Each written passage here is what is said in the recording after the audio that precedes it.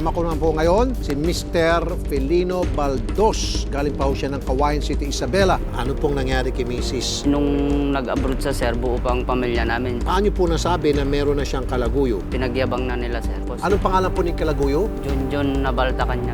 Pakita nga natin, nakadila pa itong si Junjun. Nambebelat pa eh. Ito bang si Junjun galing din ng ibang bansa? Hindi po sir, malapit lang sa amin. Perlita, anong nagawa namin sa iyo na hindi maganda? Kahit anong hirap ng buhay, tinaguyod naman ko kayo. Tinaguyod mo ako, halos wala nang makain. Hindi po ako ng lalaki, sir. Kaibigan ko po siya. Kapag ang isang babae, ma'am, ay may asawa na, hindi na ho dapat siya nakikipagyakapan sa kanyang kaibigan, lalo't pag sweet na sweet siya. Hindi na ho kaibigan, tawag ng kaibigan. Kasi pagbabalik lang din po kami, dalawa, palagi lang po kami nag-aaway. Mamili ka, yung lalaki mo o kulong. Wala akong gusto. Bumalik ka na sa amin. Ayokong bumalik. Kung diyan ka sa masaya sa lalaki mo, makukulong ka. Wala na kami. Kailan lang kayo nagsama? Nahuli mo siya eh. Kasi di ba sabi niya kaibigan lang.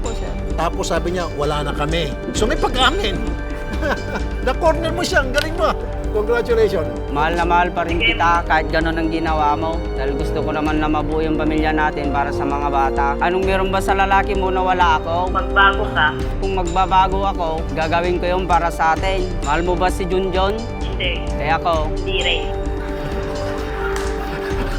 Perlita, sasama namin papalik itong si Sir para kayo ho'y pag-usapin at lalo na doon sa kustodiya ng mga bata. Sinasabi ko na sa iyo, wag na wag makikitang kayo ay magkadikit nitong si Junjun. Pag oras kayo nagdikit, kaso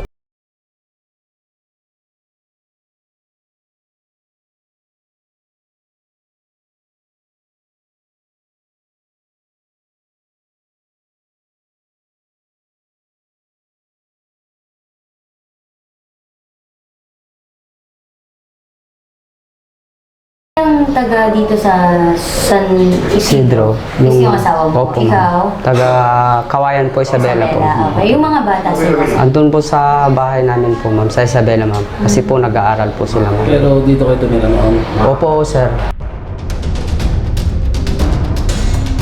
Hindi naman talaga mag-aasya niyo. Sa akin po ka, wala naman yung gustong magkakahiwalay. Kung maaari talaga, ayusin po. Kaya lang po, kung talagang ayaw niya po, wala po akong magagawa. Sige po, nakikipagpalitan po sa Eh kung ganun po, Kap, eh dapat lang po na umuwi po kami sa amin, Kap. Kasi andun po ang kabuhayan po. Dito na lang po kami tumira kasi andyan po yung bahay na pinatayo ko para sa mga anak namin. So, ibig sabihin mo, ma'am, nung nasa ibang bansa ka, nagpatayo ka ng bahay dito sa... Opo, nagpatayo po ako tapos nagpadala rin po ako ng pabahay namin sa kanila din. Kasi Kap, kung napanood niyo ho yung interview sa kanya, may mga pinakita si sir na, kumbaga yun, lalaki niyo daw ho. Kasi magkasama kayo dun sa picture, medyo sweet nga naman. Nasagot mo naman kay Sir Rafi na, kumbaga parang dinideny niya ho. Aminin ko po, yung lalaking po yun, nakilala ko po sa Facebook, kachat ko po siya. Naging kami po, pero matagal na po kaming wala. Sa ibang bansa ko na po na siya nakilala. Sa Facebook nga lang po, parang libangan lang po. Pero hindi ho kayo nagsama sa ibang Hindi bansa? naman po. Nagkita lang po naman po kami na yun. Inaamin ko naman po, nag-picture lang po naman kami. Kasi yan po, ma'am, nung February lang po, ma'am, inunuwi niya pa po yung lalaki, ma'am. Paano ko hindi ko malalaman, ma'am, lahat ng nakaano sa bahay nila, ma'am, mga relatives ko po, ma'am. Siyempre, makakarating sa akin. Nung February lang po, ma'am. Nag-reunion po yung lalaki, ma'am, sa Agno, Pangasinan po, ma'am. Pumunta po siya, ma'am. Nagsama ba sila? Opo, Kap. Pinagawayan na namin yan. Sinabi ko wala na yung lalaki na yan. Kasi kachat ko lang naman siya. Huwag kang mag-ano, sabi ko. Huwag kang mag-alala. Nandun naman po ako sa ibang bansa. Yun nga, nag-usap na po kami. Nakipag-ayos siya na uwi siya dyan sa amin. O sige mo, ikaw wala namang problema. Patadalan ko lahat ng pangangailangan ng bata. Lahat po ng bata. Meron po sa kanya. Hindi, wala naman po siyang problema. Tumawag po sa akin. Nakipag-ayos na po sa akin. Nag-ayos na po kami. Sabi ko, sige mo, uwi na kayo sa bahay. Sabi ko, pinunta niyo po lahat ng mga bata doon. Nag-aaral na po sila. Tapos bigla niyo pong itinakas na. Wala po ako alam. Itinakas niya po yung mga anak. Nung andun po kami sa Isabela, kasi doon dati nag-aaral yung mga anak ko, ma'am. Siyempre may problema kami kasi nung una diyang nagbakasyon, problema na, ma'am, kasi hindi na siya umuwi. Nakipaglalaki na nung dumating. Siyempre hindi na kami pumunta dito, ma'am. Pinag-aral ko yung mga bata doon, ma'am, kahit ko konti ang kasi hindi ko pinilit na magpadala. Nung kami, medyo nagkaayos kami kasi nabola na naman niya ako eh. Nung May, wala nang pasukan, umuwi kami dito, ma'am. Kasama ko yung mga anak ko, kaya in-enroll ko po sila ng May. Nung pasukan ng June, pinasok ko po dyan, ma'am. Paano po kami hindi aalis umalis, ma'am.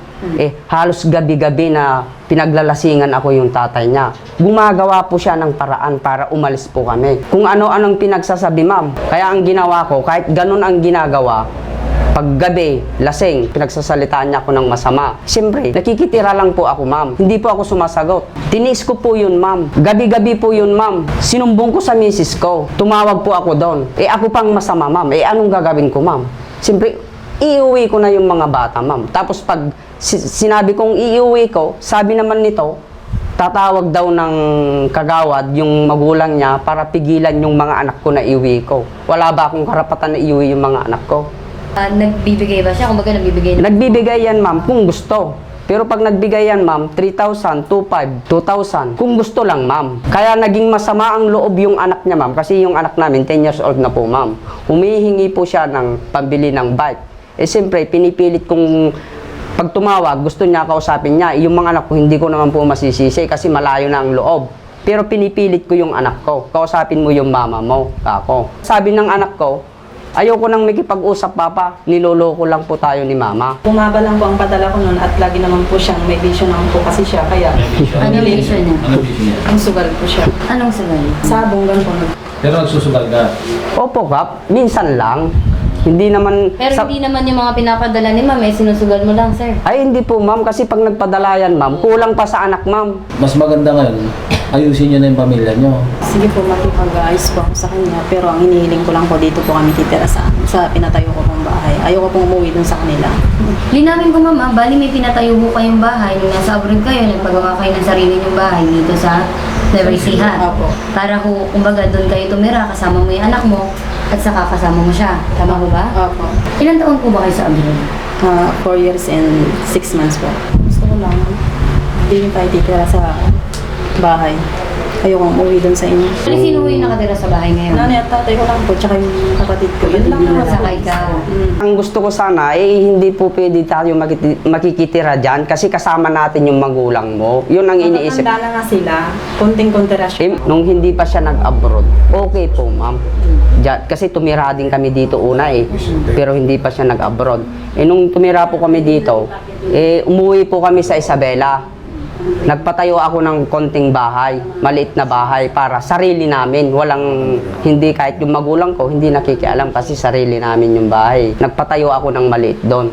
Tapos napag-isip niya mag-abroad daw para sa mga anak niya. Siyempre, asawa niya ako, tungkulin ko lang na tulungan po siya. Kaya tinulungan ko po siyang nag-abroad.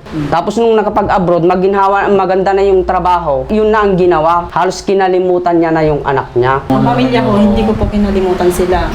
Tumatawag naman po ako sa 4 na taon, mga 3 beses ko lang po nakausap ang mga anak ko kasi ayaw niya pong pakausap. Sinasabi niya na rin po na wala na silang mama.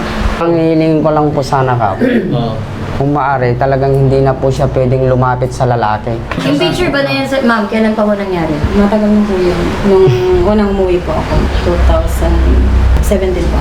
So yung pinakita mong picture sa amin, 2017 ba yun? Opo, ma'am. Pero nung dumating po siya nung January, ma'am, tung taon na to, ma'am, sila na naman po, ma'am. Sige, aminin ko. Pumunta po ako doon, tapos nag-amina na po sa kanya na wala na po kami at gusto ko nang maayos yung pamilya po. Nag-usap na po kami mabuti na talaga wala na po kami. Yun lang po. Kumbaga ma'am, tinapos mo talaga. Tinapos ko na po. Inaamin ko naman po yung pagkakamali ko. Basta hindi ko lang, dito na lang tayo tumira para sa mga bata. Kung gusto mong magtrabaho, di umuwi ka. Kung may trabaho ka doon, ako naman mag-aalaga sa mga bata. Kung maaari naman sana, ang gusto ko, doon na lang tayo kasi andun po yung kabuhayan natin. Andun po yung trabaho Andun po yung sakahan ko Ano? Hindi ko kaya kung pumunta doon. Mahirap ang naranasan ko po sa kanya. Iniiwan niya po ako lagi. Lagi rin po siya. Nalulung din po siya sa sugal kasi kasama ko lang po yung mga bata. Tapos uuwi na lang po siya pag maga. Yung time na po na alis na po ako, yun, ayaw niya po kong payagan.